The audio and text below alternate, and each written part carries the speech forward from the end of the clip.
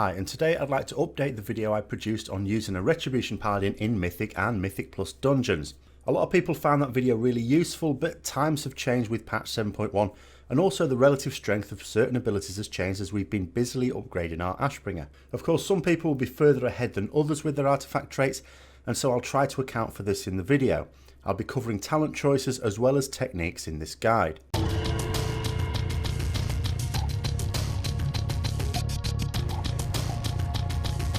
The first thing to point out is that Blizzard are funny bunnies and can change things at any given time.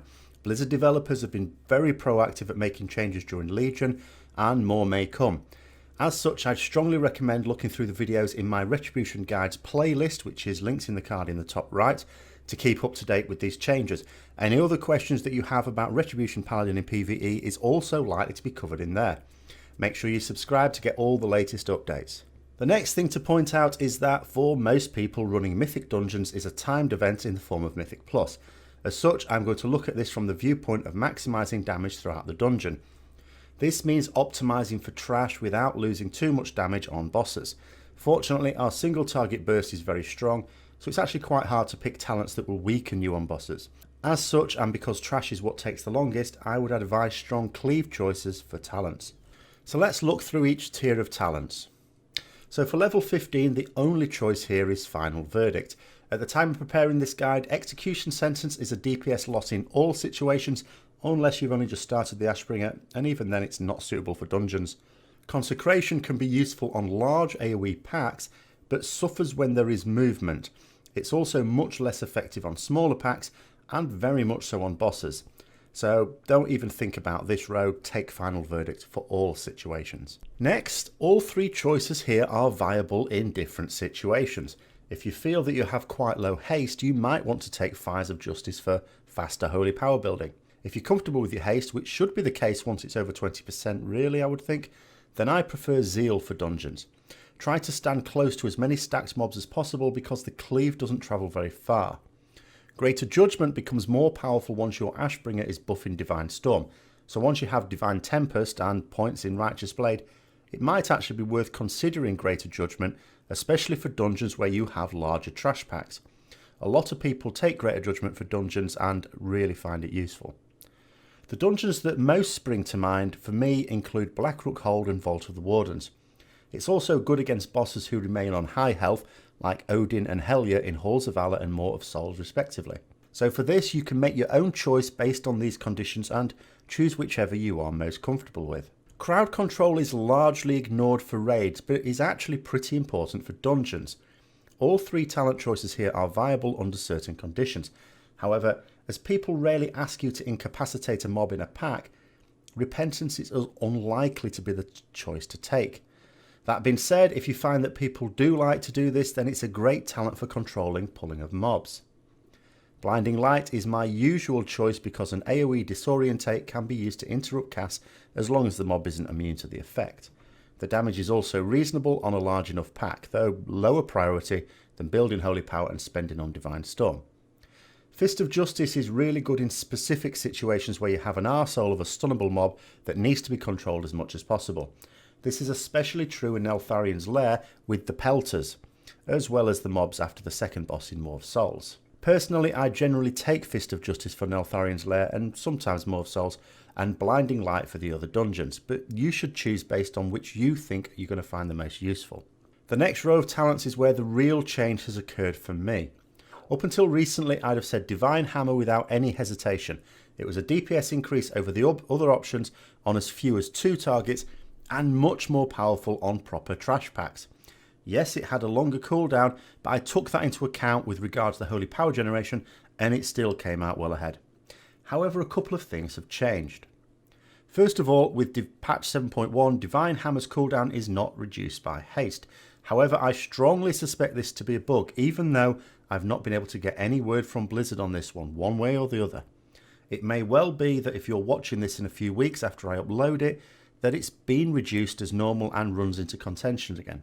The other thing that might have had me change anyway is, as I've been spending artifact power on my Ashbringer, the damage my Divine Storm does has increased.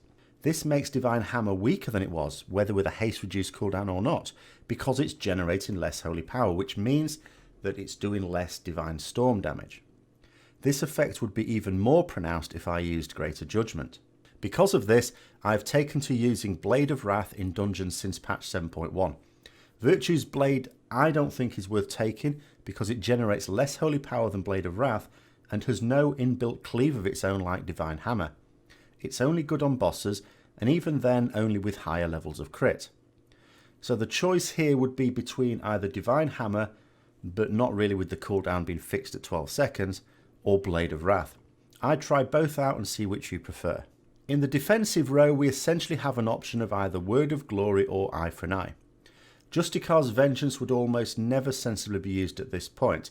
Word of Glory is my main pick because, although you wouldn't expect to use it frequently, it can save lives in situations where it's worth the loss of DPS. Also, and unlike in raids where it's much weaker, people do tend to be close enough together in dungeons to get the benefit. Eye for an Eye is useful if you have a tank in the habit of dying and you need to take over the tanking duties, as this is surely not something you'd plan on having happen. Then you'd have to be an awful pessimist to be thinking along these lines. Of course, some dungeons have physical damage where the reduction from Eye for an Eye could be useful, and you may decide to take it for that in case you're running at the very high levels of Mythic Plus and you're comfortable knowing that you would never need Word of Glory. Now for this row, you would really want Divine Intervention where you expect to have a tough time, and Cavalier where you expect to have a relatively quick and safe run through. Where a run is going smoothly, you are likely to benefit from the extra charge of Divine Steed from Cavalier. That'll help you move between the packs when everyone else charges off. However, if it's a tough dungeon, then you're unlikely to be moving quickly from one set of trash to another, so the benefit of a cheat death or even just the shorter cooldown Divine Shield will be of much greater benefit. Seal of Light is never advisable. Although the passive speed is nice, it's costing you damage to use it, so no. For level 100 talents, at the time of preparing this guide, the decision of level 100 talent is pretty straightforward. However, Blizzard may well change something, so keep an eye on my updates just in case. If you don't have points in Wrath of the Ashbringer, then you should probably be using Divine Purpose. However, at this stage of the expansion, most people would be expected to have a reasonably well developed Ashbringer, and so Crusade will be the obvious choice. If you've only just started playing Ret, or it's an off-spec that you aren't keeping up to date with, then this may not be the case. Holy Wrath is an abomination of a talent and should not be used in dungeons. Now, with regards Greater Blessings, put Might on the 3 DPS. There should be no variation in this unless you are carrying a weak DPS and your tank will do more damage, in which case place it on them. Use Shield of Vengeance whenever you think you might take a lot of damage, but treat it essentially as a defensive cooldown. It's better that you don't consume the shield by using it to ensure you stay safe than blowing it up in fire and then dying to something else a few seconds later. When it comes to dealing with trash packs, when you run in, you will generally want to use Blade of Justice as you get into range. If you're using Divine Hammer, then activate it as you're running in because it will trigger the holy power as soon as it hits something and be ready to use again more quickly. If you have a lot of holy power but builders ready to use, you can fire off Judgment and then Divine Storm as soon as you're in range, as you're running towards the pack. But this only works if you've got the Divine Tempest major trait on your Ashbringer, as it causes your Divine Storm to move 20 yards forward. It then means you can be using those builders straight away to fire off even more Divine Storms. Speaking of Divine Tempest, do consider your positioning very carefully. You'll want to orientate yourself on the edge of a pack facing as many mobs as possible to get your Divine Tempest to move through as many as possible. Similarly, you may need to angle yourself away from mobs that you don't want to trigger, most notably the neutral mobs in Eye of Ashara. When it comes to AoE damage on trash packs, remember that Wake of Ashes is very powerful for this, but probably best not to be used on a pack that is going to die in the next second or two, or you waste the dot damage. Better to save it for the next pack. Also remember that it operates as a cone, so don't be in the middle of the pack when you use it. In dungeons such as Blackrook Hold, there are demons or undead packs. Wake of Ashes will stun those mobs unless they're immune. This can be both good and bad. It's good if the pack is grouped tightly together and you're all AoEing it down, but bad if the tank is trying to drag the mobs somewhere else. In this situation, you might want to think about whether it would be better to delay using Wake of Ashes. Do remember that especially as you're getting into the tougher mythic dungeons, control is as important as high damage, and a well-timed stun can make a lot of difference.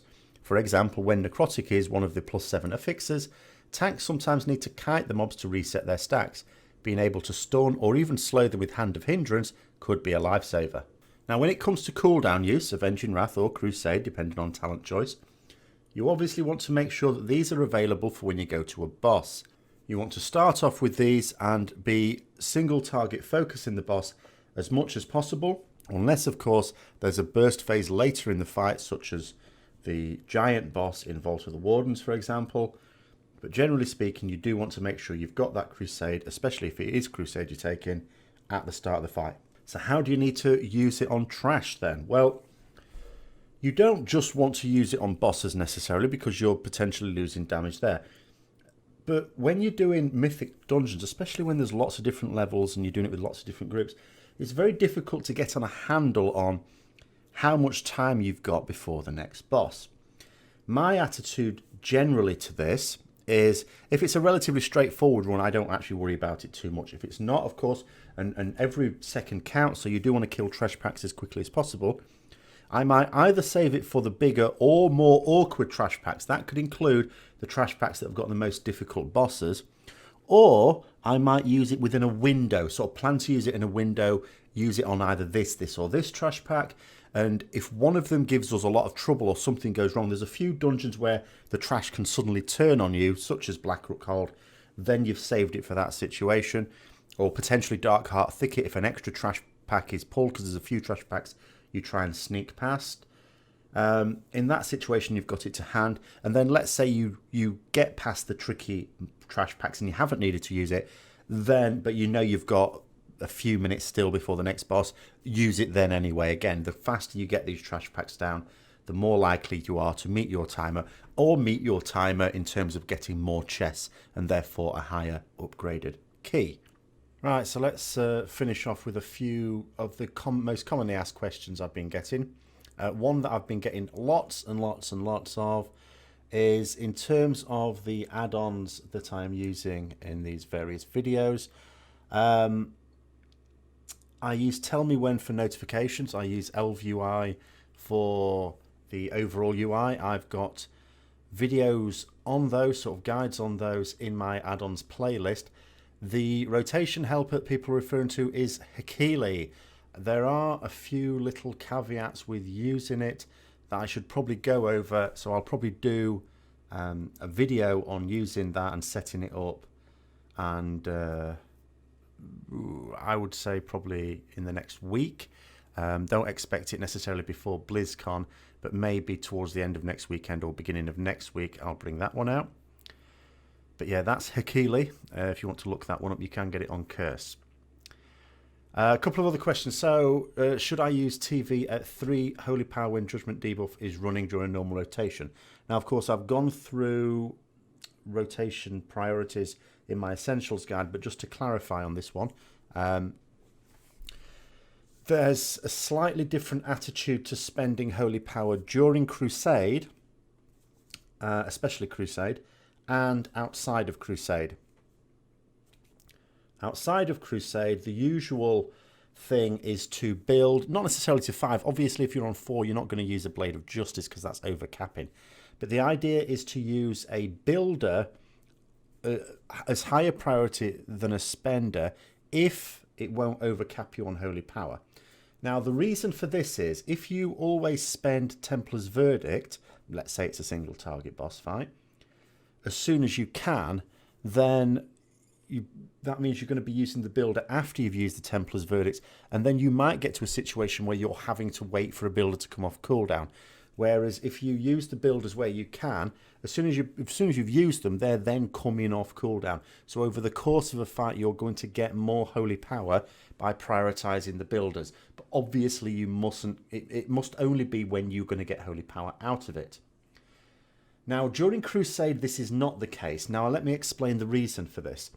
During Crusade, you will get such high haste that you will never have all your builders off cooldown. Remember what your builders are, apart from Wake of Ashes, because that's quite a long cooldown.